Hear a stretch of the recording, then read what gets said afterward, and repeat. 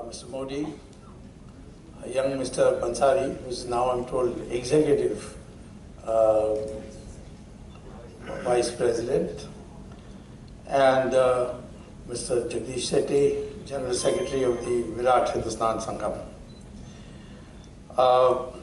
I must say in the beginning that when I was heading to this place, I never thought that there would be a university with this kind of infrastructure. So compliments to you, Mr. Bansari. And Northeast is such an important area, and in the future is going to be an area of major strategic importance for India. That here to have a university of this world-class standard when it comes to infrastructure is a great contribution to the national integrity of our country, also in the national security of our country. I was originally intending to be a professor and nothing more. And I had academic qualifications which entitled me to be a professor anywhere in the world. But I came back to India after spending almost a decade at Harvard, and came back with the conviction that India would be once again a global power, a global economic power, a global intellectual power, global scientific power, global in all dimensions. And that time no one was willing to even think that was possible. Our growth rates were the growth rates that had been achieved since 1947, and when the year 1970, when I came back, was only 3.5% per year. And the talk of India being a global power was considered as an extremist nationalist position with no realism. I wrote a book after returning called Indian Economic Planning and Alternative Approach, where I said the India's growth is being stunted because we have followed the Soviet economic model, which is unsuited to India. And what we need is a market economy, not laissez-faire or capitalism, but market economy where the government plays a role mostly as an umpire and not as a participant. And I said, if we do that, then we can grow at 10% per year instead of 3.5% per year. And there was a revolt, mostly from those who are friends of the Soviet Union, and those days there were a lot of them. And Mrs. Gandhi was one of them. I had just become professor of economics, and at the IIT, as well, already into teaching for 3 years. When Mrs. Gandhi took up my book in Parliament and read out the excerpts of what we could do if we gave up socialism and adopted market economy. And she said, what is this man? Is he some kind of Santa Claus that is handing out this and handing out that? How can such a man be a professor in a government financed institution? She asked this question. Now, of course, she made me famous India-wide, because nobody knew me before that. And the next day, the IIT gave me a letter that you're no more professor at the IIT. They gave me it at 5:15 saying, effective from 5 p.m., you're no more professor. So I went to the IIT director and said, how can you dismiss a permanent full professor like this? It's unheard of. He said, I got orders from the top. There's only one way you can challenge this, and that is in the courts. So I went to courts. But do you know how slow courts are? It took me 22 years to win the case. And I won in 1991. That's why when the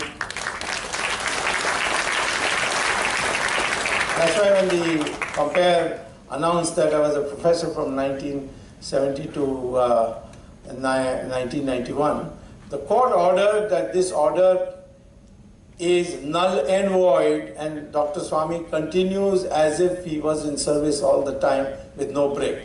So therefore, I became professor. I went back to IIT and rejoined, and then I submitted my resignation right away. I said, I don't think I want to be a professor in IIT. Because now, by then, because I couldn't get any job anywhere in India, because all the communists ensured that I won't get a job anywhere. In fact, they were all thinking I'll go back to Harvard. I went back to Harvard every year for one semester, but I did not go permanently. I stayed on, entered politics, and then the emergency came. I fought the emergency. I became a member of parliament before the emergency. I became a parliament after the emergency, elected to Lok Sabha. And then when I got elected, our Prime Minister Morarji Desai called me one day and said, "You have been dismissed from IIT." I said, "Yes." He says, "I'm appointing you as a member of the Board of Governors of IIT."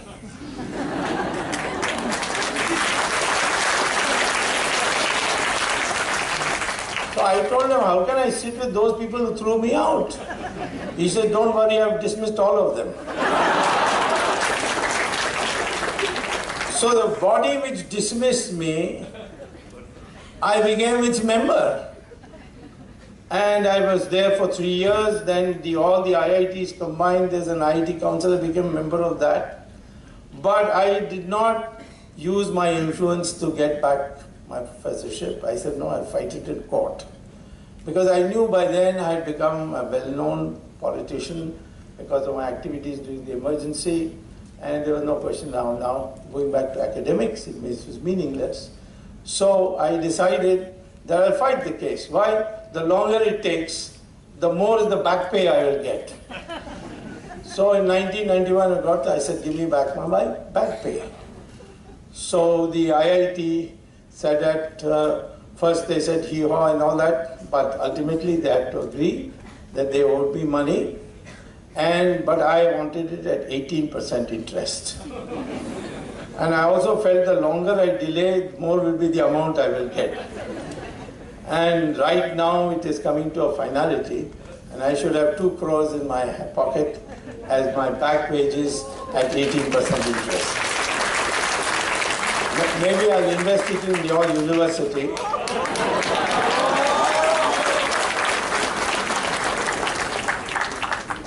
So such is I was so convinced, and I'm convinced today, that India will be a world power. Only that Indians don't realize what potential we have. We were #1 power in the world till the year 1200 AD. Then we started declining because of foreign invasions. And then that decline accelerated after 1857, after the first major revolt against the British. And by 1947, we had become a thoroughly poor country. But a country which had been for centuries celebrated as the most developed country. You have to read the Chinese Buddhist travelers who came to India in 700 AD, 1100 AD, what they wrote about India. You have to read about those who came from Spain, those who came from Europe, right? People who wrote about what they saw in India in those days. I'm talking about before 1200. India was a great land. And even after the decline, we continue to be treated as a great country which produces everything. At Harvard University, there's a big lake near Harvard University called Fresh Pond. And they have built a road around the perimeter, so it's a good place to go for a walk. And there was a sign there's a sign there which says, "Here stood Tudor Ice Company, which used to export ice to India.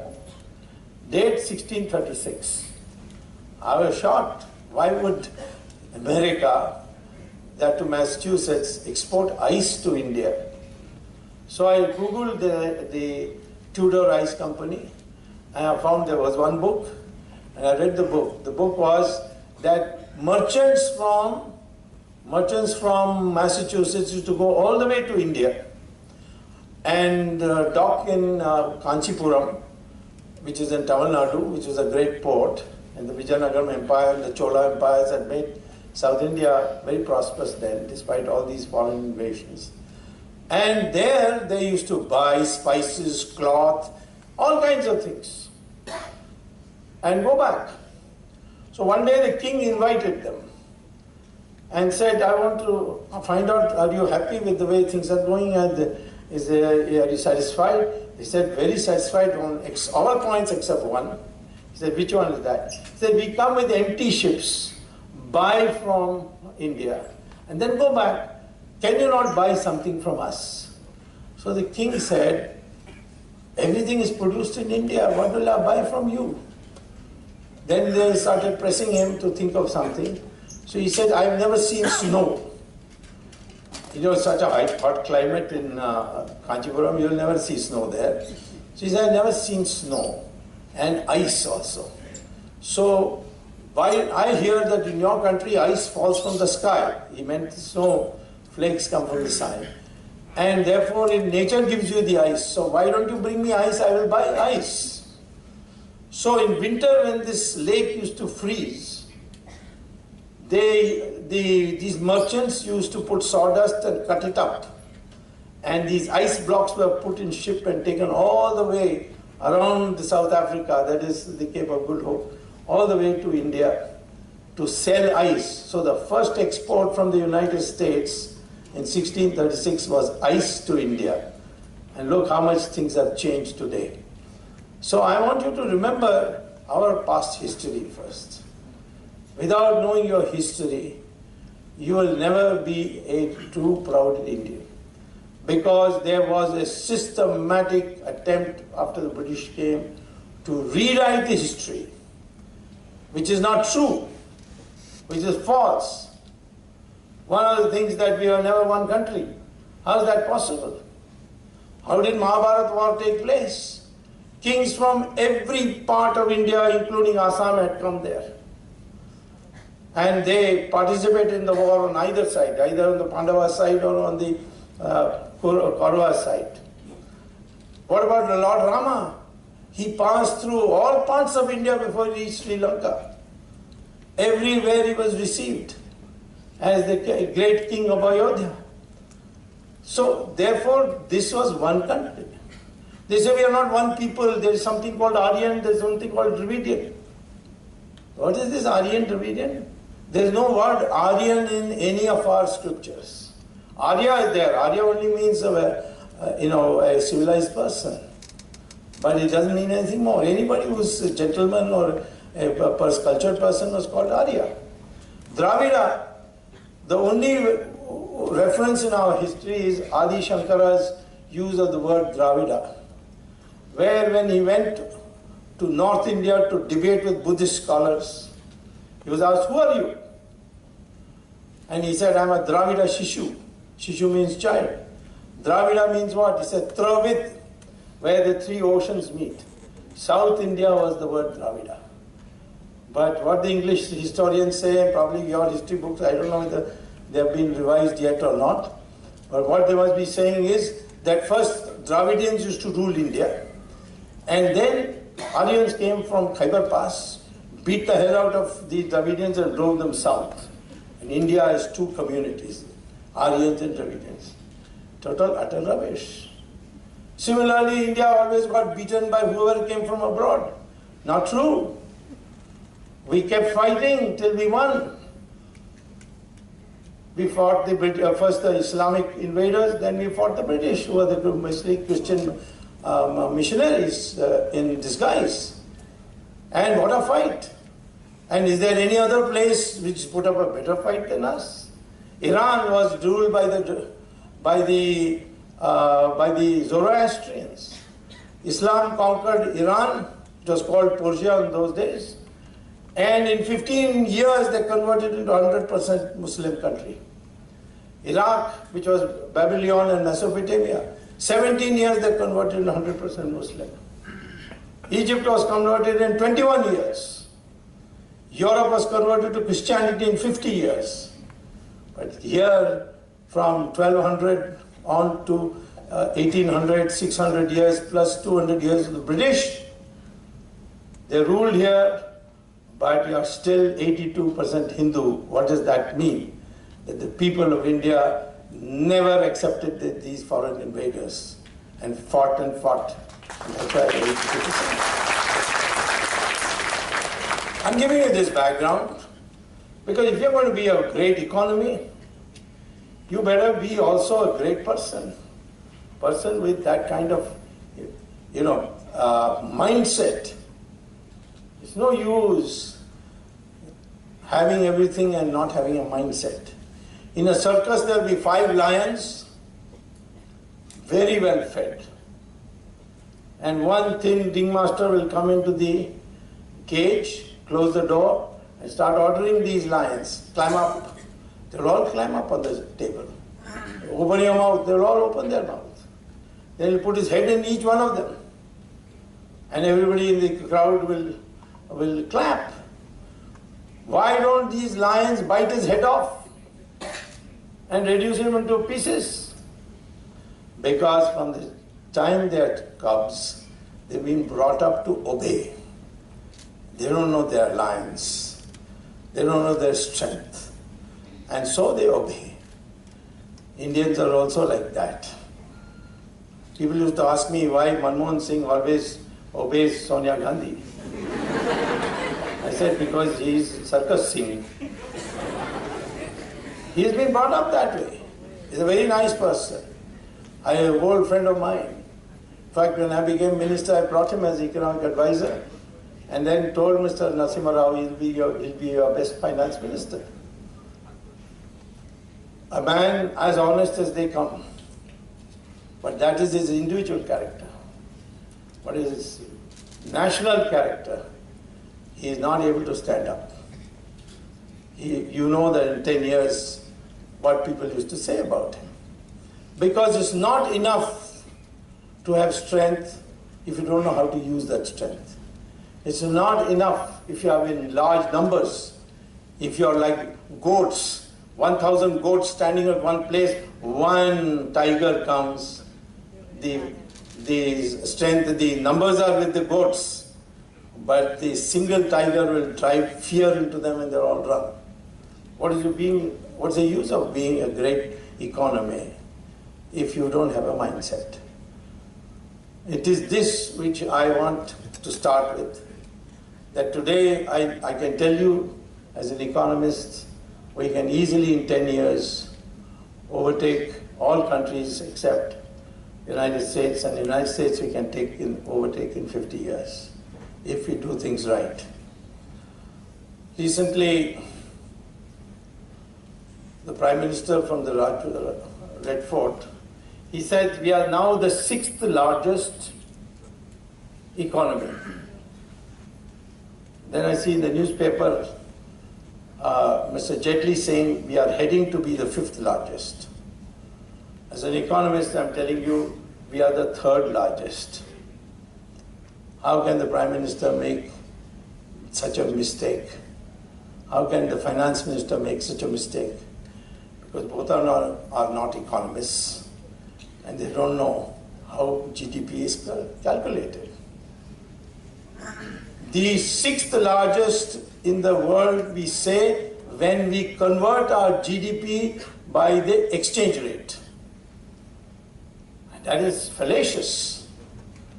Because tomorrow the exchange rate falls, that means your GDP will go down. Yesterday, say 5 years ago, the exchange rate was 50, and today is 70. So does it mean that if today I calculate, I divide the GDP in rupees by 70 rupees and get dollars, is the same thing as dividing by 50 rupees? So economists have devised something called purchasing power parity. They say, if you're going to compare United States and India, then what you do to calculate GDP, what you do is either you evaluate all the production at the United States prices for both India and United States, or by Indian prices for both India and United States. Your university tuition fees, compare it to United States, what a difference. Does it mean that your education is less than what the Americans get? That's not true. Especially in top universities, take IITs, which have established reputation. I'm sure you people will also be soon in that same league. Therefore, I take a haircut.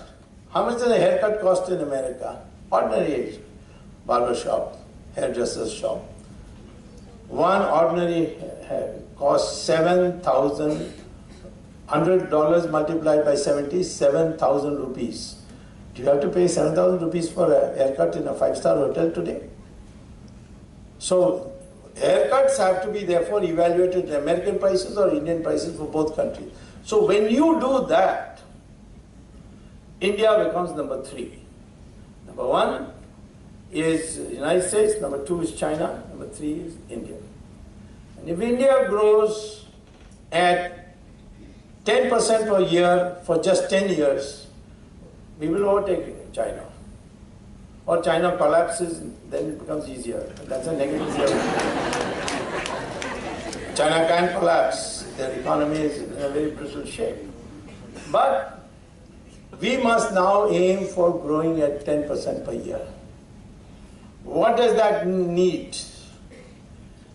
It needs that our rate of savings should be 35% of GDP, or rate of investment, let me say, adding what comes from abroad. Rate of investment should be 35%. And the efficiency in the use of capital should be 3.5. That's called capital output ratio. So 35 divided by 3.5 is 10. And so that is 10% growth rate. That's the rule of thumb. So if you become more efficient, then you get your capital output ratio declines to 3, then 35 divided by 3 is 12, more than 12%, almost 12% per year. So is it possible? Of course, we are already having rate of savings of 35%. It was 35% 2 years ago, but after demonetization and all, it has come down to 29%. And we can, by adequate new policies, bring it back to 35%. Because Indians are great savers. And it can be done by a number of ways. So, our basic strength, we'll have to exploit in a way that you can grow at 10% per year for 10 years. You will become you will become number 2 in the world. And some more things to be done, which I'll explain just now. In another 30 years, we can overtake the United States. Indians are already overtaking in a lot of places in the United States.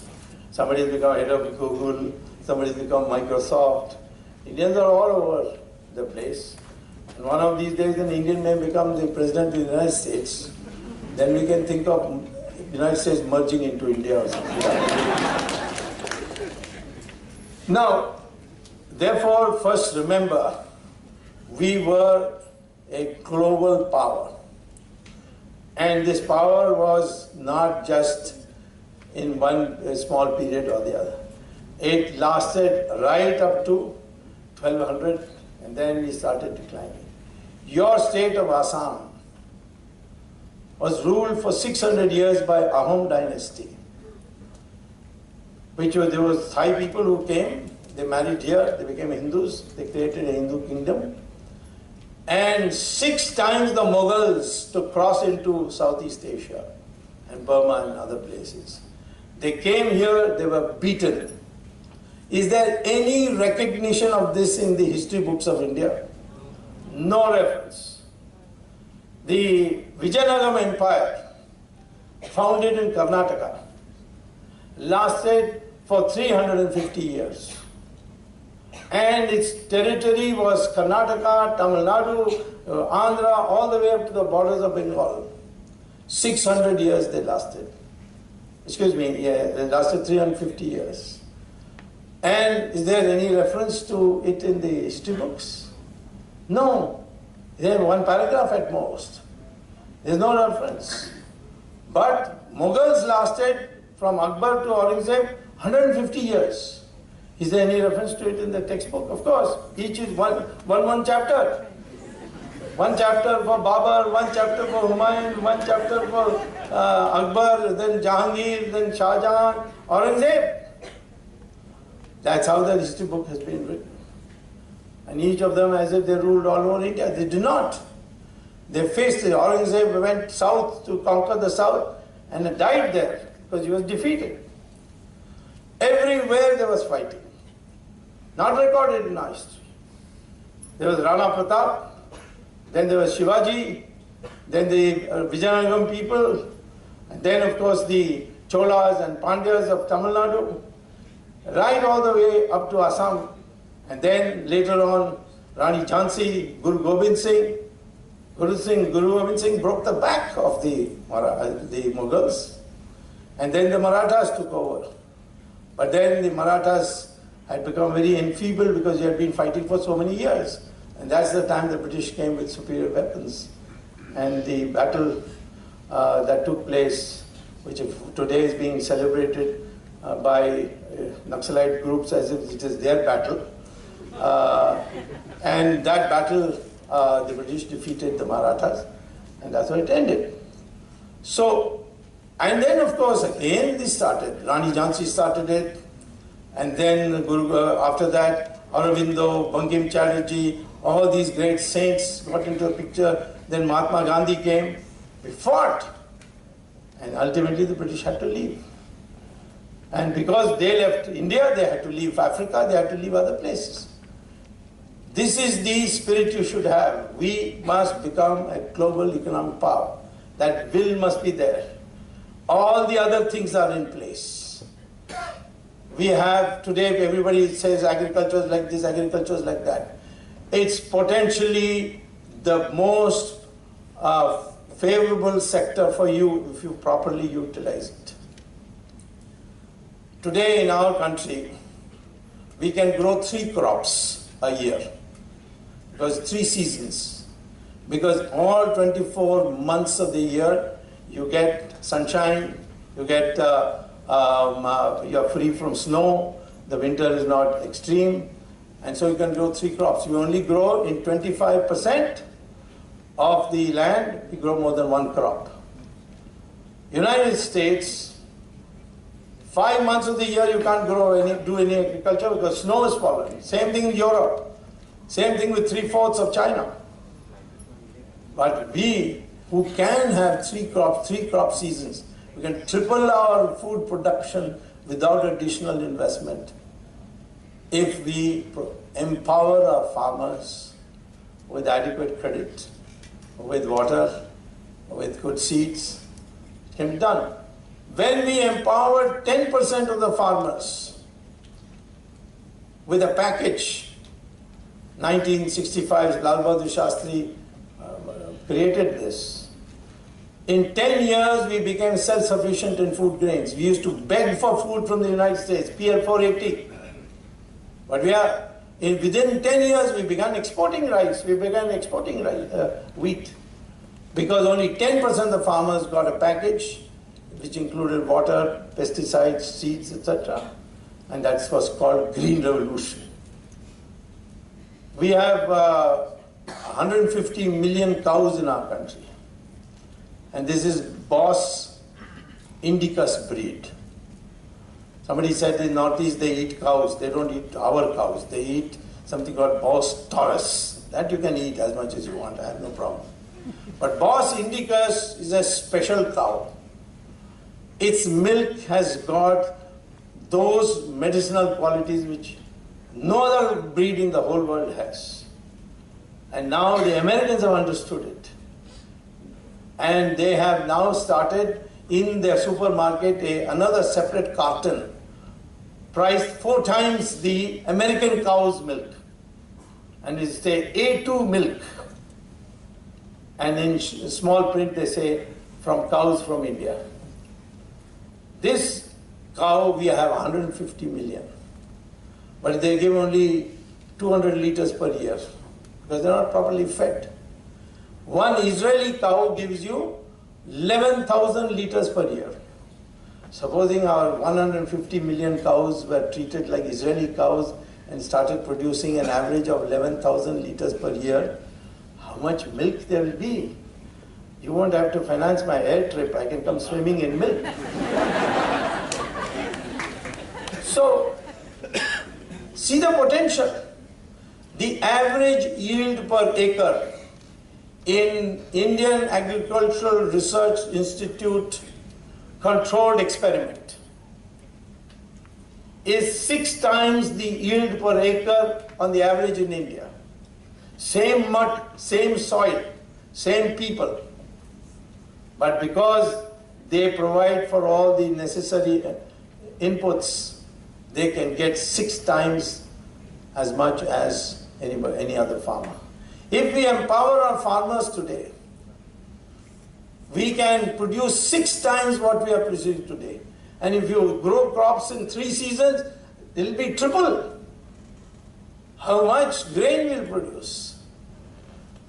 And today, India's grain is the cheapest in the world. The price of rice, good rice, is worth only 1/6 what you have to pay in Japan or South Africa. Make agriculture into an exporting country. You don't need very much. Farmers now understand internet. You can empower them. You have to have, of course, infrastructure. You must be able to package these things. You must be able to reach it to the port or the airfield. You should have an airfield in every place. Why Assam has hardly any flights going out? You don't even have a direct flight from Delhi.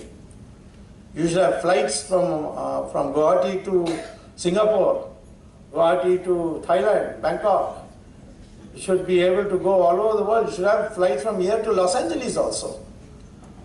But we are not thinking in these terms. And our people also not demanding it in these terms. So what I'm saying to you is, first of all, the basic ingredients we have. What about the people of India? Oh, there's so much unemployment. Why is there so much unemployment? It's because we have not encouraged our industry to shift to those technologies which generate employment to the maximum. Because of the rate of interest. The rate of interest in India is too high. If you want a loan in this country, you have to pay about 12%, maybe more. But with a great deal of effort, you can get for 12%. You know how much an American entrepreneur has to pay when he gets a loan from the United States, in United States banks? 2%. So why can't we give our loans at 2%? Nobody applies the mind. We had a crazy governor called Raghuram Rajan. He was an IIT graduate, then he went to IIM Ahmedabad, then he went to MIT and got a management PhD. A management person cannot become an economist. Economist is one who looks at the integrated system called the economy. Something happens here, something will happen there. United States President in 1925 called economists and he said, there's too much unemployment and my elections are coming, please tell me how I can increase employment in the country. The economists of that time, they said to him, the wage rates are too high thanks to the unions, so people are not employing. Please persuade the unions to lower the wages by 10%. You will see there will be a boom in unemployment. So President did just that. The wage rate went down by 10%. And then what happened? Unemployment started increasing. So he again called the economists and said, what is this? They said, you see, what happened is that when you lowered the wages, the purchasing power of the workers also had gone down, so the demand had gone down. Because demand had gone down, therefore industries on the margin all collapsed, and therefore there is more employment. So look at the effect. On the face of it, it looks if the wage rates go down, the employment should increase. But because of the other effect. This is what I tried to educate Mr. Raghuram Rajan. And said, you are saying raise interest rates to control prices? What do you think will happen? Interest rates means the small and medium industries' cost of capital will go up. They will close down. And there will be unemployment. And that unemployment will cause a depression in the economy. And prices may come down. But that's not the solution. I said, it's like a doctor who says that the only way I could bring down the temperature of a person is by killing him. Then the temperature comes down. That is not a cure. Economics is such a complex subject. You have to see all of it. So, therefore, you have to see, first of all, what are your plus points. I told you plus points, the first plus point is this large area where you can have cultivation, low prices, cheap labor. Many other countries have exploited that. The Japanese exploited it. And the Americans are producing Motorola, they produce the cheaper Sanyo and Panasonic and all that. The American Motorola went out of business because they use labor. So we have to do that kind of thing. What is our, don't copy these Westerners. Soviet model was totally unsuitable for India. Jawaharlal Nehru applied it, and the country was in disaster. The growth rate was 3.5%. It's only after Chandrasekhar became Prime Minister, I became his senior most minister, we began the economic reform. And then to the credit of Narasimha Rao, and as his biography now says, he came to my house and took away my blueprints, which is true. He didn't took it away, he asked me for it, I gave it to him. He was a successor government. Then I also became a minister rank position in his government to help him. And few things he did, and it all changed. The Soviet model was imposed on India by Jawaharlal Nehru, continued by Indira Gandhi. And what is the Soviet model? Extract resources from agriculture and use it in industry. It was okay for Soviet Union up to a point because the Tsars had created an agricultural revolution. So they had resources, so that could be extracted. But Stalin did too much of it. And so agriculture collapsed also. But we don't even have that luxury. The British had completely bled our agriculture because 1857 was supported by the farmers. And the British decided to take revenge, and they created this system of zamindari, which completely sucked the blood out of the farmers. And by 1947, we were completely poor. Where is the person extracting resources from agriculture to finance industrialization, which Jawaharlal Nehru did? What is this Soviet Union? Communists used to tell me Soviet Union is heaven. I said, why? I said, there's no unemployment there, there's no inflation there, and there's no poverty there. Now, of course, nobody can go to Soviet Union and check this. But one day I told one of their leading communists, now there is no Soviet Union also. Because it is broken into 16 countries today. People go to East Germany, which has now merged with West Germany, and see what a difference there is between a market economy of West Germany and a communist country of East Germany. Same thing with North Korea and South Korea. So, therefore, what is the focus we should have? Focus we should have is first consult economic theory. Economics is a very technical subject now. It is now being it's given a status of in the West of Nobel Prize, and in our system also Chanakya has given it a very high status.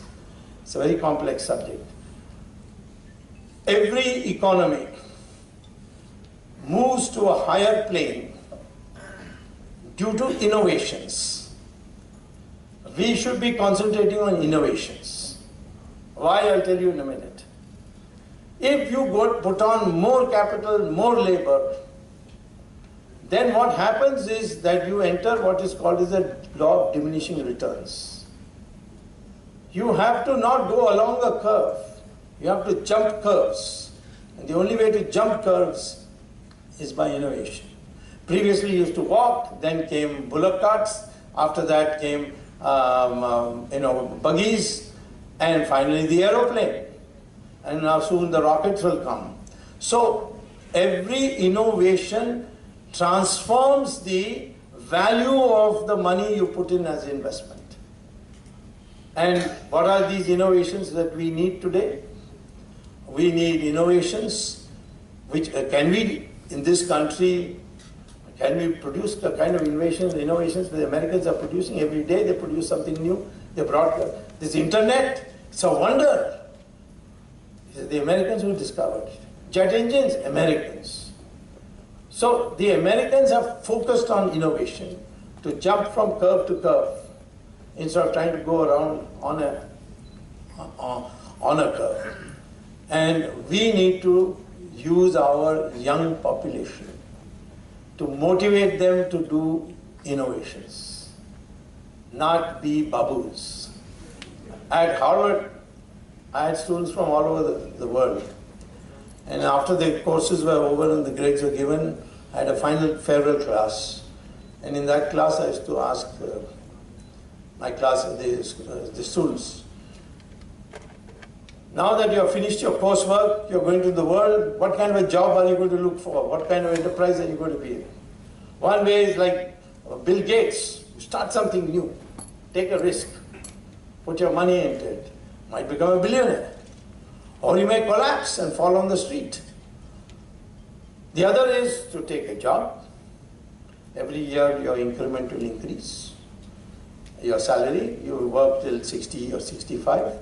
You get your pension and provident fund, and then you buy a house and watch television for the rest of your life. This is the other, but it's very, very secure, guaranteed life, safe. The other one is risky. 99% of the American students used to tell me, please tell us what's the probability we will fail. Then we will tell you which job we want, which alternative we will choose. That's fair enough. If it's a very high risk, they may not be. So that is the correct question to ask. Whereas the Indian students in my class, 100% said they prefer the second kind of job, regular salary, 5% increase every year, provident fund, gratuity, and then retirement fund, all this. So I asked the Indian students, why this? Not even one of you wants to do what Bill Gates did. This is guaranteed poverty for you for the rest of your life. So the one Indian student said to me, but it is guaranteed, that's important. So even poverty, if it is guaranteed, you are for it. This is the mindset. People are fearful of taking risk. When I was a professor at IIT, people told me, go and apologize to Indira Gandhi. You are at the age of 28, you become a full professor, you will be there so many years, so much gratuity, so much pension. But I said, no, I'll face the music. They thought I'll go back abroad. Didn't. Mrs. Gandhi got help from me in the emergency. And then when she returned back, Rajiv Gandhi became a friend of mine. So one day he said, now listen, you must have tea with my mother. So he took me to meet her. And the first thing she said to me is, we should work together. I said, no, I can't work with you because you put 140,000 people in jail. So she said, well, you see, there was circumstances. I said, no circumstances. But she said, okay, let it be in the past. I said, no, there's no question of past. As far as your son is concerned, I'm good friends with him. He was not involved. But then I asked her, why did you do it? And she said, in this country only post matters. And therefore all these demonstrations went to that I would have to resign and go. And that I could not do, so therefore did it. This is Indian mentality. You get a post, then you don't want to leave it. You want to try anything new. That has to go. Please develop a concept. I want to do such and such thing. Consult people, consult your parents, consult everybody else. But ultimately don't get into this rut. We want Indians who innovate. Innovate what? Today, Karnataka and Tamil Nadu are fighting for lack of water. There's not enough water in Kaveri. Every time there's a fight. And they go to Supreme Court and all that. Why should Tamil Nadu bother about this Kaveri water at all? There is an ocean there.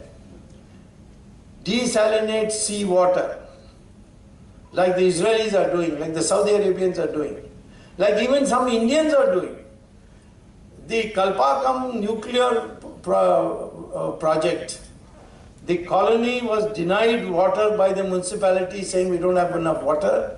So they've set up a desalination plant, and the only place in the whole of Tamil Nadu where residents get 24 hours a day water, filtered water on their tap is in the Kalpakam residential colony, because they did put a desalination plant. In Jamnagar, there is a Reliance polyester company, and there the local, Jamnagar municipality said, we can't give water for your factory, it is consuming too much water, we don't have water. So they put up a desalination plant. And today, not only for the factory they are producing water, but the municipality of Jamnagar is buying from Reliance to give water to the citizens of Jamnagar. You put desalination plants all along the coast of Tamil Nadu, you will have so much water that you can even pump some of it in the reverse direction of Kaveri and flood the whole of Karnataka also. So when the Tamils, these Tamil left-wing types, when I go to Madras, they will ask me, what is your stand on Kaveri? Now if I take a stand pro-Tamil Nadu, Karnataka will be unhappy. If I take a Karnataka stand, then these people will make propaganda of it. So I always answer the question by asking, do you want water or you want Kaveri water? If you want water, I will desalinate water for you and give you as much water as you want. If you want Kaveri water, I am not going to help you. Why are two countries, two states which are the same people fighting like this? Same thing, 60% of the world's thorium is available on the sands of Tamil Nadu and Kerala. If you can convert this thorium into usable uranium for nuclear reactors, you can have enough electricity for the whole country plus our neighbors. But we don't use it. No other country has so much thorium deposit. And uranium is going out of stock very soon. In another 30, 40 years, there will be no uranium. That's why the Americans are now started stealing our sand. You see, the sand is where the monazite is. And I saw one day a headline in the newspaper, so-and-so arrested for sand smuggling. I said, sand smuggling? Why would anybody want to smuggle sand? Then I investigated and found out that Tamil Nadu sand and Kerala sand have a high deposits of monazite that contains thorium. And so the Americans are trying to stock for a future date when there will be no uranium. This is what our country has. Our people are so intelligent. Where they are given a chance to perform, they are performing. They are in the United States in such key positions. Why can't they perform here? Because there is no opportunity. There is no encouragement. There is discouragement. Nor are we in a position to fight. And in our case, our women and men, they are equally intelligent. And this is knowledge economy, knowledge century. Century where knowledge is going to be very important. There's no difference. In fact, I think women are more intelligent than men.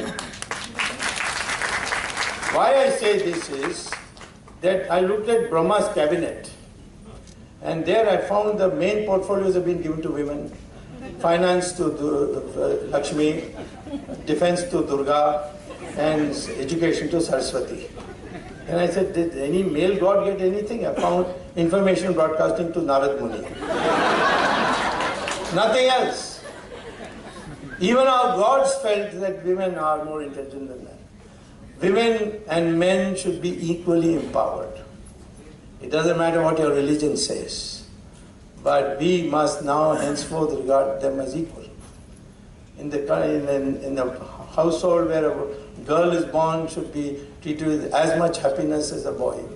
Today in the 21st century, there is no problem at all. Whatever hangover of the past today we are suffering from, that will be corrected. But women must stand up and fight for their rights. And I would say the men should also stand up and fight for rights. All the boys here should take a vow that under no circumstances they will ask for dowry. Make that pledge and you see what a difference it comes to our society.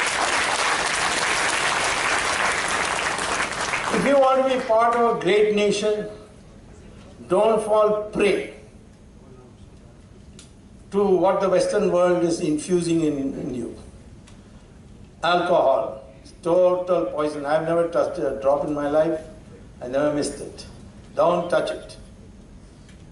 In the long run, it's poison. Drugs. So many other things. And these are the ways to weaken your society. The British weakened Chinese by taking opium from India and selling it in China to capture them. The same thing is today being done. Many of the things which are being brought in here is this. They take this debate on homosexuality. Nobody says that a homosexual should be discriminated against. He should not be given a job. He should not be able to compete with others on equal basis. But you can't celebrate it. And there's this great push that somehow decriminalizing. What do you mean by decriminalizing? No policeman can enter your bedroom and find out what you're doing. So where is the question of decriminalizing? Yes, if you went in a park and you may show a display of it. Because homosexuality is a genetic flaw in your system. And I don't know when they'll find a cure for it. We should make sure that they are not discriminated. But you can't say it is choice, like the Americans are telling us every day. It's choice. It can be either with a woman or a person of the same sex. These are all ways of brainwashing you to become weak. A nation must be strong, and that means the brain, the mindset, and that you have to see. Today, one of the reasons why we are so inefficient is corruption. Corruption is a terrible thing.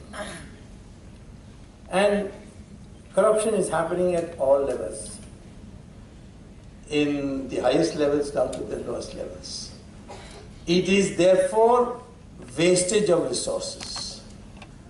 In sophisticated wording, it's called the transaction costs in economics has gone up because of corruption. But corruption has all kinds of other effects.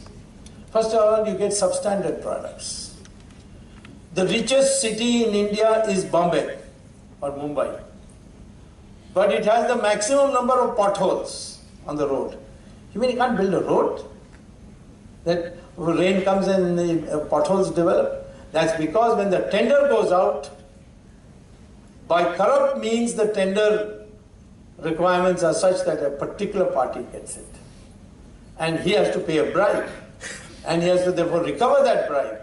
And to recover that bribe, he puts substandard material on the road. And therefore when the rain comes, pothole. Of course, it's good for him because next year also another tender will come to repair the road. And he will get more money there. So, take adulteration. What is it due to? It is due to the fact of corruption. You have to pay politicians, so you adulterate your product. Or you have to pay the bureaucrats.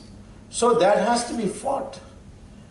And we have to see that this country is rid of corruption. Because ultimately corruption even undermines our society. I get money in corruption. What do I do with it? Some of it I send abroad, and some of it I spend on luxury consumption. I built a lovely house, marbles in every place, all from Italy, and bathrooms with air conditioning, television in every nook and corner of the house. And what happens when you do that?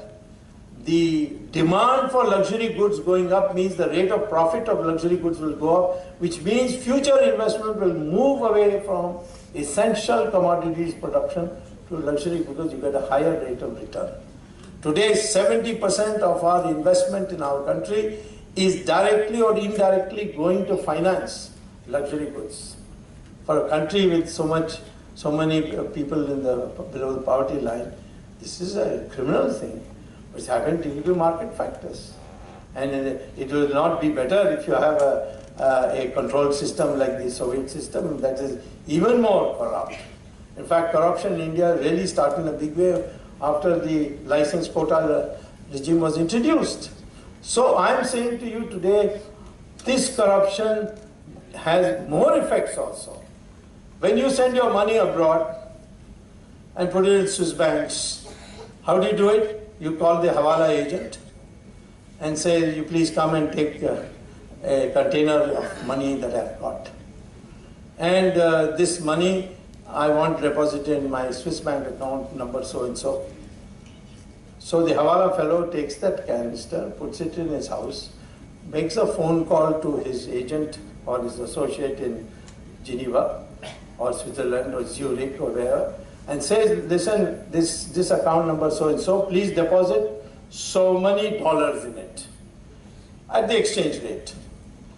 So then if somebody from foreign country wants to come to India and wants a better exchange rate, then he contacts the Hawala fellow. So this container which is there, he uses that to take the dollars and give him rupees. Therefore, this is the way it goes on. But there's a catch in this. The Hawala agent has to operate through Dubai. Singapore also, but Dubai. Dubai means that the Hawala agent cannot function unless he is in good terms with the ISI of Pakistan, which is there in big numbers along with Dawood Ibrahim. So every minister's money that is put in foreign countries is known to ISI. And ISI therefore can blackmail your politicians. And it does do that. Sometimes we wonder why some people speak so much in favor of Pakistan. It is because of this. Afraid that they might get exposed. So this is weakening your country. Your leaders are being managed by Dawood Ibrahim's people or ISI of Pakistan. So therefore corruption is having an effect on your national security also, the strength of your country. Our Prime Minister is having a problem with Nepal because Nepal says a lot of people laundered your money and we got rupees, now please exchange that and give us new notes. Because people are using Kathmandu also. So fighting corruption is very important. And where do you fight corruption? Not catching the policeman, the clerk. If you can do that, do it. But that's not the way to end corruption. Only way to end corruption is catch the top man. Then what will the rest of the society will say? If he can be caught, I can also be caught. And there is a fear factor which comes down. So that's why I'm chasing Sonia Gandhi, Rahul Gandhi, Chidambaram. They're all going to jail, I'm telling you. There's no escape.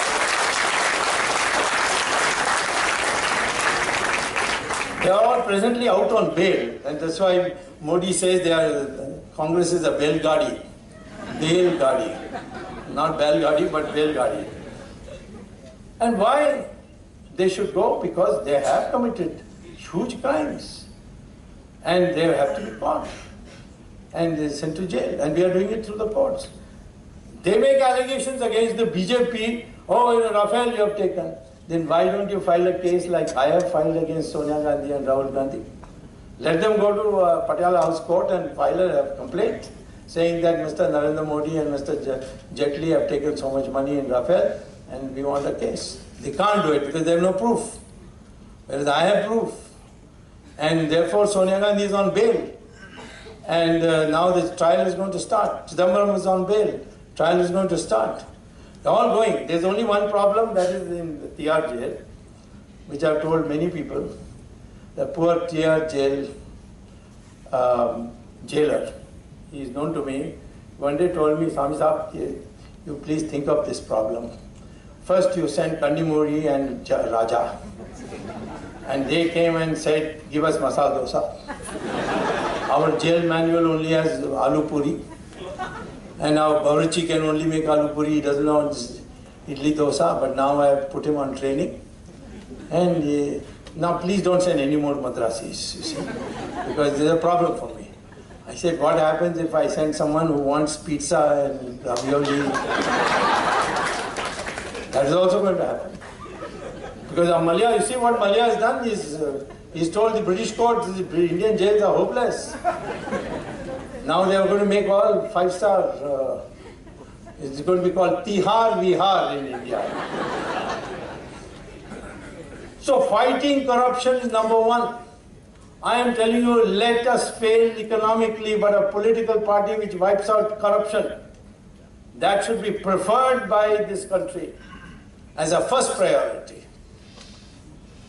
And second, I would say, a party or an ideology which unites the Indians, saying that we are one people, we are not Aryans, Dravidians, we are not Brahmins and scheduled castes. Separate. We are all one people, one DNA. By the DNA of Brahmin and a scheduled caste is the same. It is there in the Journal of Genetics published by the Cambridge University, University of Mysore, and Houston University.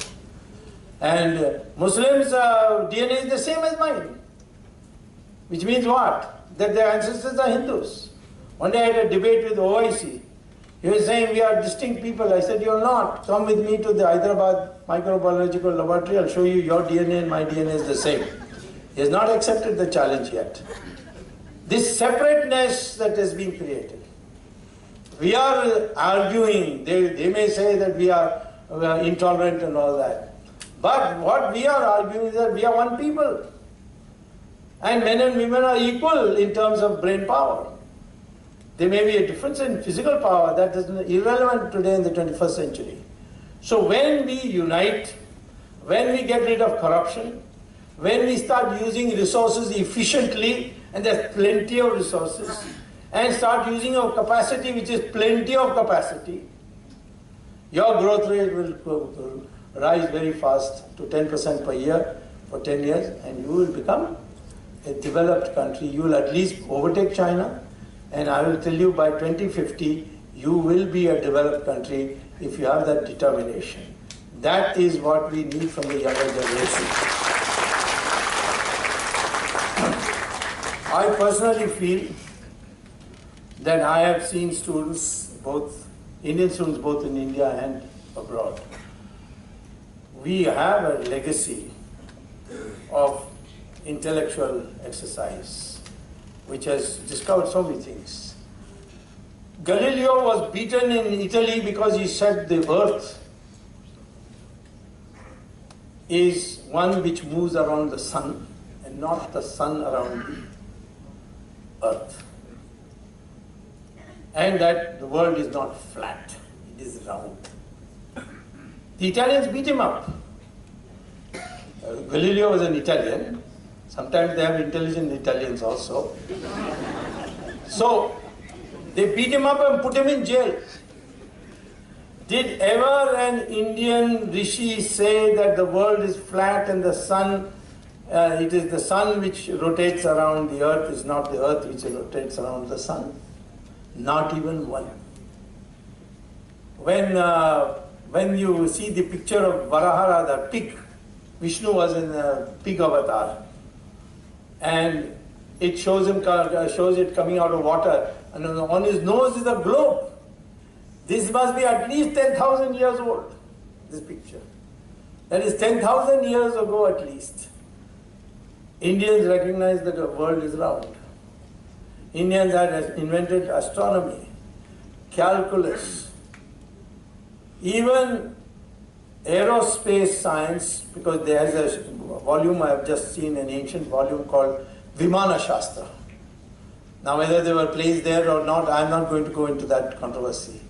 But I looked at this Vimana Shastra to find out which fuel aeroplane as conceived by our ancient sadhus and sannyasis will use. And in that manual it says that the fuel will be mercury. I asked an aeronautical engineering, is it possible for mercury to be a fuel for the aeroplane? He said, well, in the future, yes. Why? Because 1 drop of mercury is equal to 10 barrels of oil. That much energy it generates. But we don't know how to convert it into a fuel. So that means our seers knew about it. We knew all this astrology. Ours is based on knowledge of astronomy. So this is the legacy. Be proud of it and start thinking. And therefore, what we must do is think anew, think with risk. Take risk, but consult everybody and become a new Indian. The India of the future awaits you, and I can tell you that a great history lies before you which you can make in your lifetime. Thank you very much.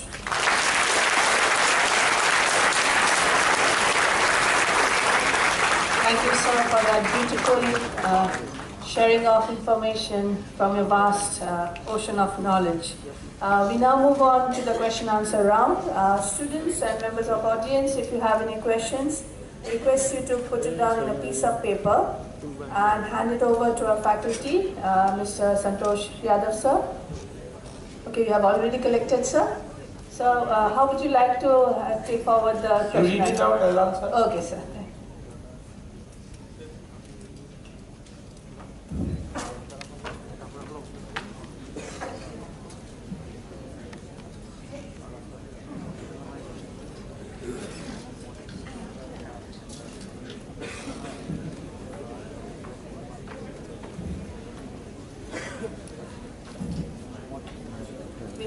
Got almost 35 to 40 questions, but since time won't permit us so many, so I'm just taking a few from the top randomly.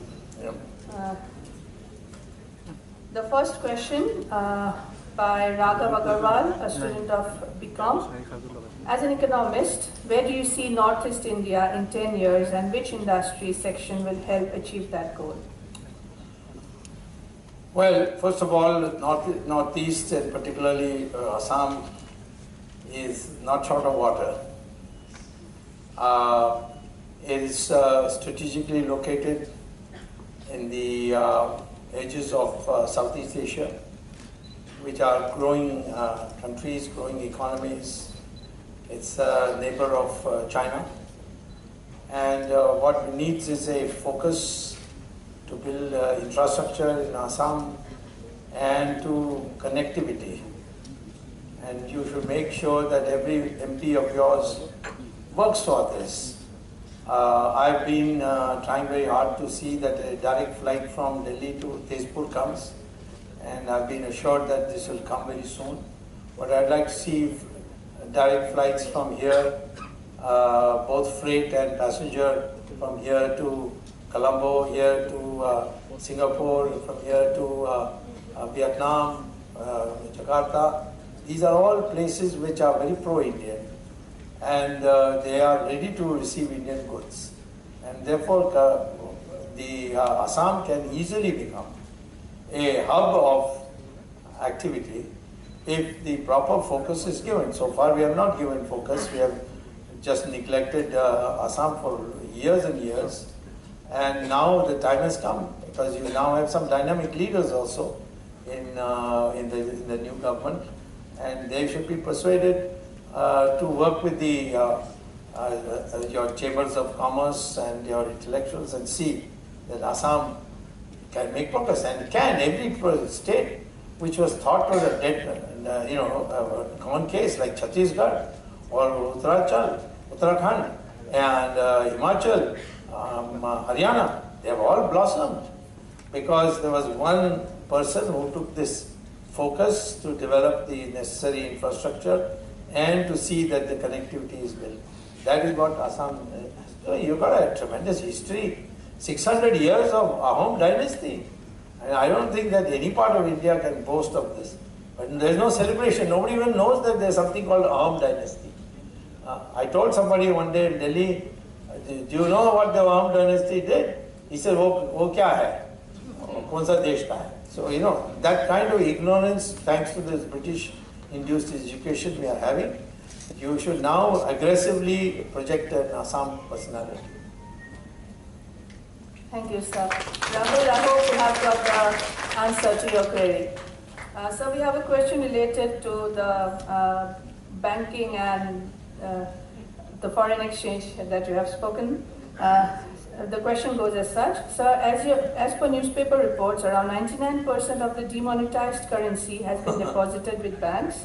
Does it imply that demonetization was a wrong decision? The name of the student is, of course, not mentioned here, so we do not know. Well, you want an honest answer or a spin? Demonetization was a disaster.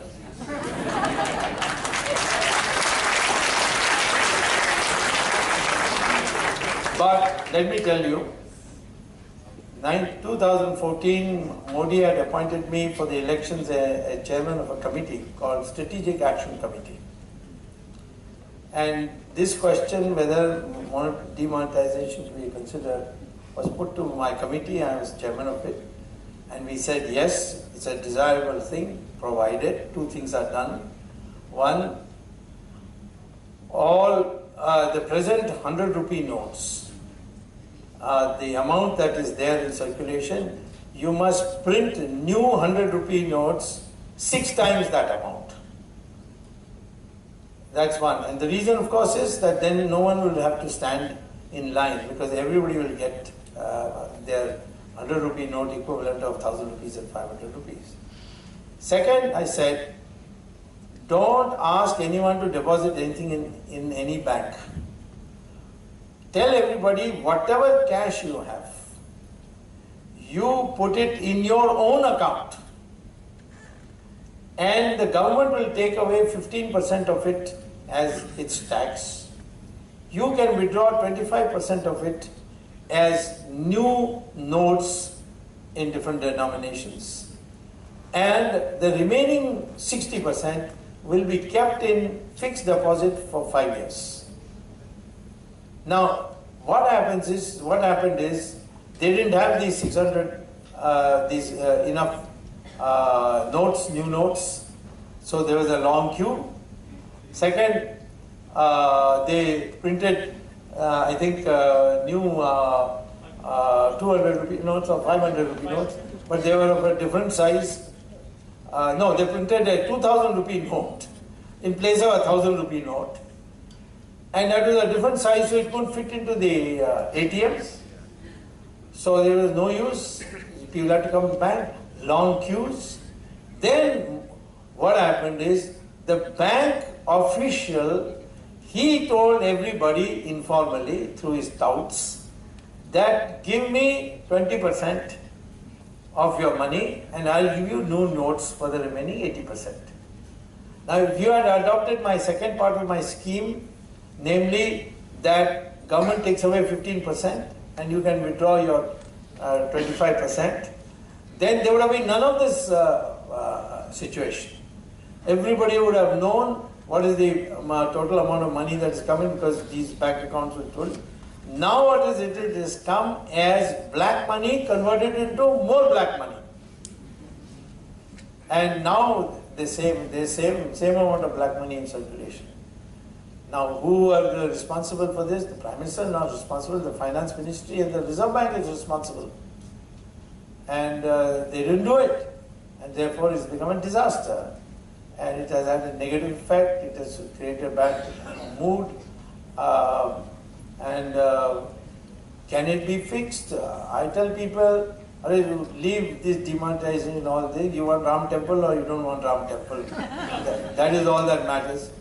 Because I also believe economic growth has not so far produced electoral victory for any person who has produced economic growth. Narasimha Rao gave the best economic performance since 1947. And what happened in the election? he got half the number of seats that he got in 1991.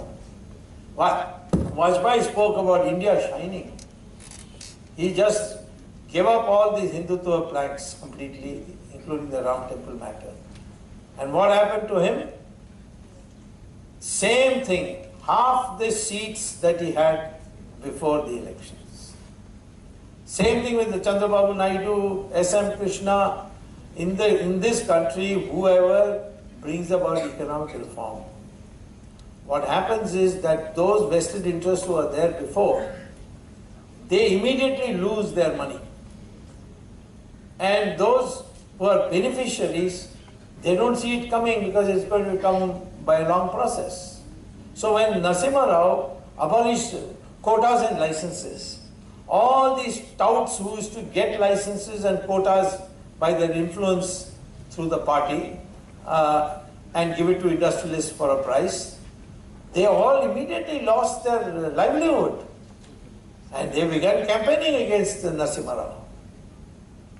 Narasimha Rao did nothing where the public immediately sees change coming. That's why I'm suggesting abolish income tax. Immediately everybody will feel it. The middle class will be so happy. They say, what will you do with all the income tax inspectors? I said, send them to rural areas to dig roads. That's also a very necessary project. This is not an argument. People are harassed, no amount. And how much do you get? 4 lakh crores. 4 lakh crores is nothing. One auction of the 2G spectrum gets you 4 lakhs, and that is 2G. 3G is going to come, 4G is going to come, 5G is going to come. 6G is also now in the research laboratories. G means generation. Manmohan Singh had got it wrong when I first asked him, do you know what 2G is? He said, yes, Sonia G and Rahul G.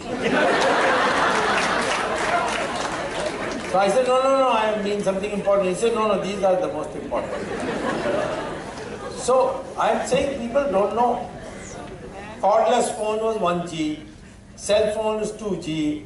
When you start sending photographs, videos and so on, it becomes 3G. When you start sending bulky documents, it becomes 4G. So each of these, the radio waves, they have a higher frequency. As it has more and more higher frequencies, more information can go. And all these can be auctioned. If you auction coal, we have not yet auctioned coal. If you auction coal, you get 11 lakh crores. If you bring the money that is settled abroad, which so far Mr. Jaitley is not allowed any of us to bring it from abroad, it is 120 crores, lakh crores. That means what? 30 times the income tax revenue of today. So there is no shortage of money. There are all people say, oh, if tax is abolished, where will you get resources? These are not questions. If something is desirable to do, we must do it and face it. And I think in our country, there is no shortage of alternatives for doing anything. And this is what would be my answer to the question. Thank you, sir. From a student, Nailika Saikya, BA English. The question says, what measures would you feel should be taken to curb corruption? Very relevant to our topic of discussion today. Do you think that present government has succeeded in curbing corruption at political, bureaucratic and lower levels? Well, the second question I can answer quickly. Yes, it's done more than the previous government has done. That's good enough as a start. So give us one more chance and we'll do better than. One good thing about the present government is there's nobody has made any specific viable charge of corruption against anybody in our government. Not a single. This Rafale thing is all general stuff, you see. Then Anil Ambani's beneficiary, prove it. I have asked them to come for debate. The word has gone around to all channels. If Swamy appears in a debate, nobody from Congress will debate with them. Because I'll butcher them. Right now also, at 12 o'clock, there was one where congressmen all ran away. So finally I had to debate a poor JDU man. And I butchered him also, but he came in a debate. Now, issue is that this government has one big plus. No one is able to say that the Prime Minister or any of the prominent people of the party has documented cases of corruption against them. I had produced it when they were in power. This National Herald case I did in 2013 by filing a case. 2G, I filed it in Supreme Court. Aircel Maxis against Chidambaram, I filed it in 2012. So, therefore, I am asking Congress people, do you have any charges? Please go and file a private complaint in the Patiala House Court. But nobody is doing it. They got plenty of lawyers. They are filled with lawyers, you see.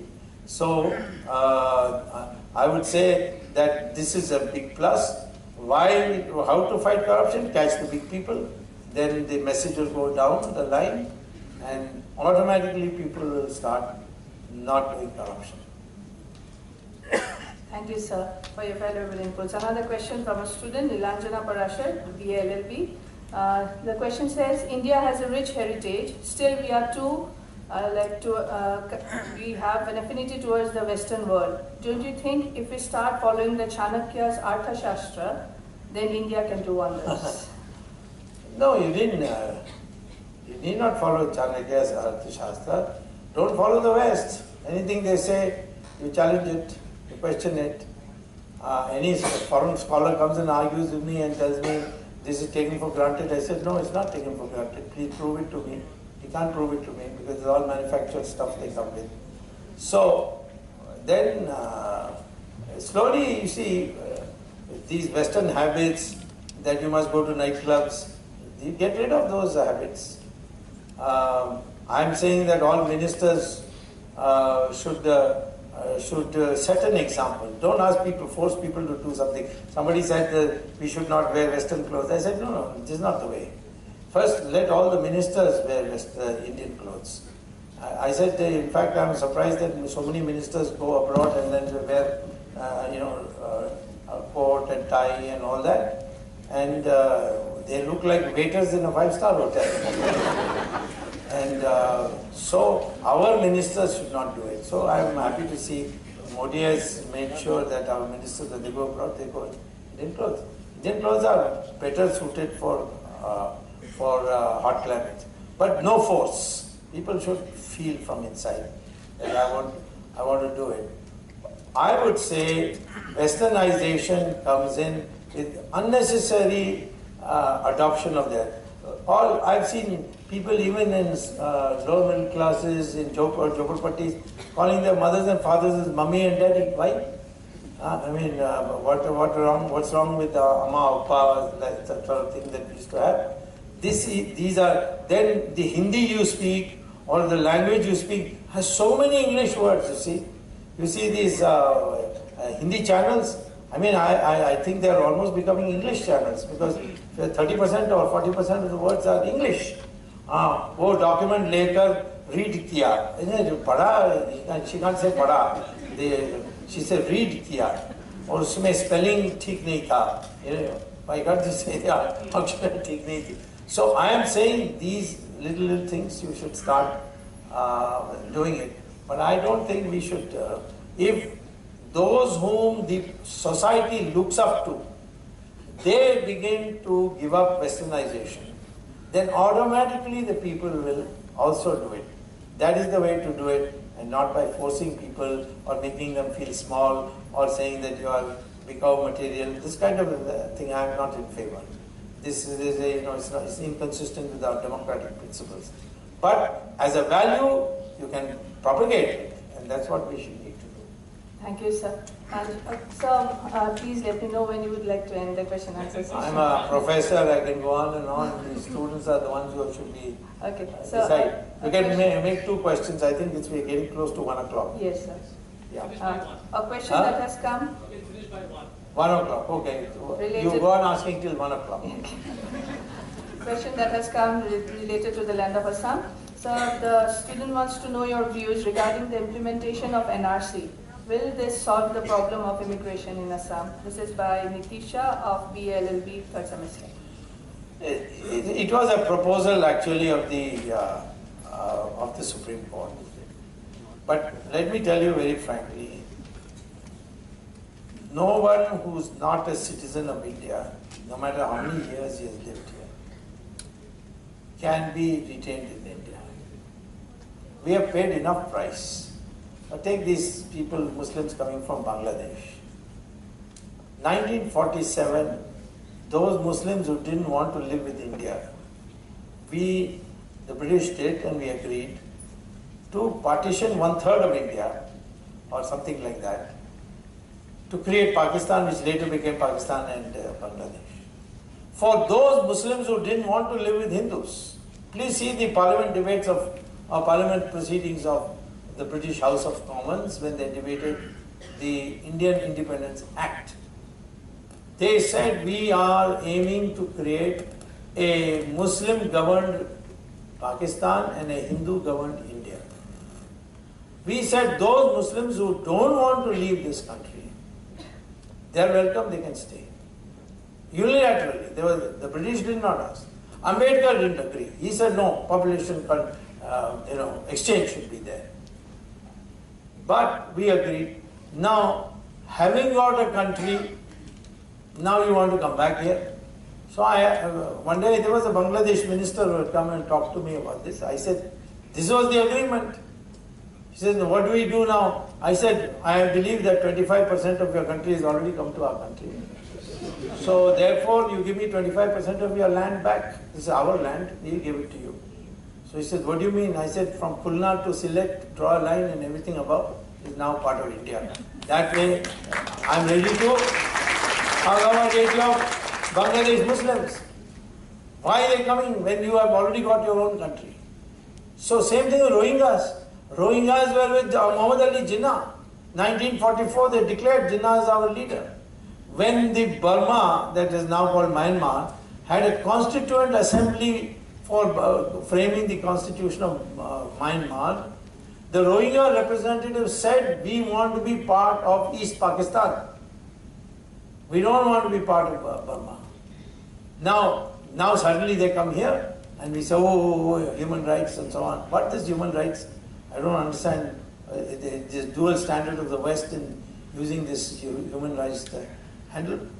We cannot now have anybody from outside who, yes, somebody has come for political, like that Taslima, what Taslima? She wants to come, no problem. Tariq Fateh wants to come, no problem. They are suffering. They are being targeted. But somebody comes here to get a better life, then why did you go in the first place there? Or that the government saying that we have failed, they should give us land. I think we are very clear.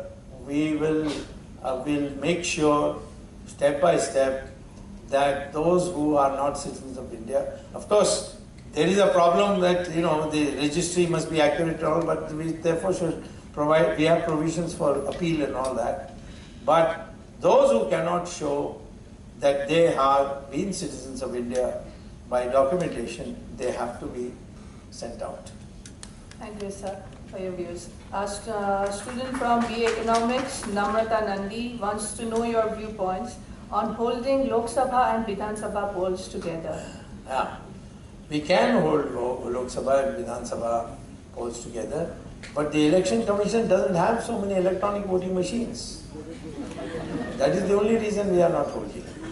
And this fixed tenure for 5 years, that is more tough.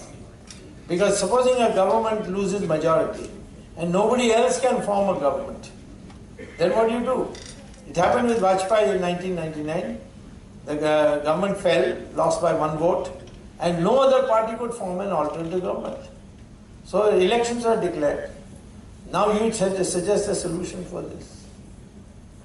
So there are many issues to be cleared as far as the 5-year fixed tenure rule is there. But both the Rajya Sabha, the Lok Sabha and the Vidhan Sabha being held together, that can only be possible if you solve this problem I told you about what to do in case a government falls and there is no one else who is able to form a government. Then what do? You continue for 5 years without a majority. That's not possible.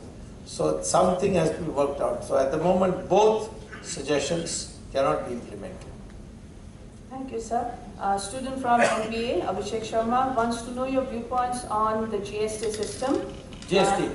Yes, sir. His question is, what reforms do you suggest in taxation system of our country to make it more people-friendly? I would suggest abolition of GST because it's a disaster.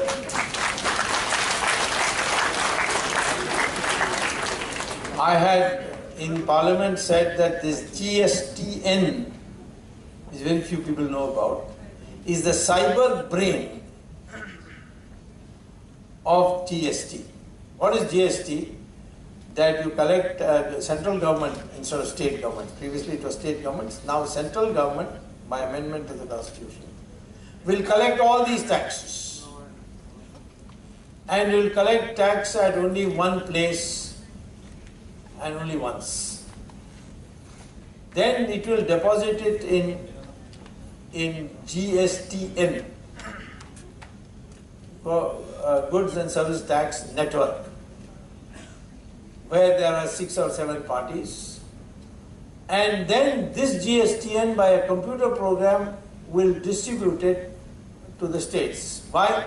Because if you put a tax at only one place, then the manufacturing state may be another state and they will get nothing. At present, if a good comes out, if a production comes out of Maharashtra factory, they immediately pay ex-factory taxes. Then it goes and gets sold in Madhya Pradesh, there they pay Madhya Pradesh taxes. Now it is either you charge it in Maharashtra or you charge it in Madhya Pradesh. So what happens to the other state? They lose revenue. So to avoid that, they said that GSTN will develop a giant computer program by which it will be automatic which state gets how much money out of this general pool. Now this GSTN was an idea of Mr. Chidambaram, and you know Mr. Chidambaram is a crooked mind, he's a crook and a crooked mind, and he created GSTN as a private limited company, not government company, in which the government of India and the states of India have minority shares, and majority shares are with HDFC, ICICI, and such two other private companies. Now all the money is going to be put in HDFC and ICICI and then distributed to all the states. But the computer program is given to Infosys, and Infosys says, we can't produce it. We can't produce this program. So right now, all the money that was collected has now been in the bank accounts of HDFC and ICICI. And they have been giving short-term loans of 10 days, 15 days out of that money and making lots and lots of money. And HDFC is owned by foreign shareholders. How much, what percentage? 75%.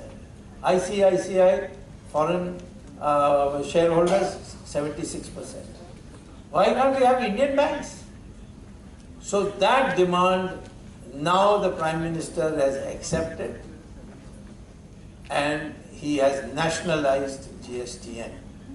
But the problem is still not solved. What about the computer program? So all these export and import wallahs, they're getting none of their remissions. People are not getting what they are supposed to get. So there is utter chaos. We are not prepared for it. No country, very few countries of the world using GSTN. And this is a Congress program. I don't know why we adopted it. There is no need. What I would suggest, abolish income tax, reduce all indirect taxes to 21 commodities, because these 21 commodities give you 90% of the indirect tax, and not on any of the others. There are 4,786 commodities on which they are putting tax. Remove all that. Keep it only for 21. Simplification, incentive is the only way to drive India. If you get smart and try to force people, our people are very intelligent, they will find some other way to evade it and do what they want to do. Don't force people to become crooked. In fact, create incentive for them to be honest, and this country will become the most honest country in the world. Thank you, sir. We'll take one last question, because most of the questions that have come are Almost have been over. addressed during your... Time is over. So we have? Yes. Okay. Thank you so much, sir. So can we take one last question? Yes. Okay. One last question that is related to our human resource, the population and the country. Innovation will help us to shift to higher tiers of GDP growth, higher per capita, but rising population is eating into rising per capita as well. Shouldn't we think of check on population, or is it that larger population will have larger economy? If you educate your population and keep them healthy, they will produce more than they consume. That's the law. And I'm telling you, automatically people are lowering their number of children they're producing. Even educated Muslims have a lower number of children than uneducated Muslims. Kerala Muslims have a smaller family size than UP Hindus, because UP Hindus are poorer than the Kerala Muslims. So as economic development takes place and people think that by educating their children they will be doing much better, people have started reducing the number of the family size. Our birth rates are going down. Hindus are going down faster because we are in economically better position. The Muslim is going slower. Of course, another factor is there, this infiltration from outside. That stops. Then it's all these are manageable issues. And population is not only a liability in terms of what you provide for them, but also an asset from the point of view of what they create for you. And on balance, the asset is much more than the liability. Let's not commit the mistake of the Chinese who are regretting that they have adopted one child per family thing and rigorously implemented it. Today they have a much higher, older population than we do. Our population average age is 26 years. Average age of the Chinese is 35. Average age of Americans is 37. Average age of the Europeans is 46. Average age of the Japanese is 50. This young crowd is the one that's going to produce the innovation. So let us treat this as an asset to be developed and do it a bit faster. Thank you, sir, for the valuable time that you have devoted for us today here at Royal Global University and giving us such an enriching experience. Sir, thank you for helping us understand our beautiful India, infused with your intellectual humor, mythology, history, and so many viewpoints. Thank you very much, sir, making it a great, great learning experience for all of us. I also thank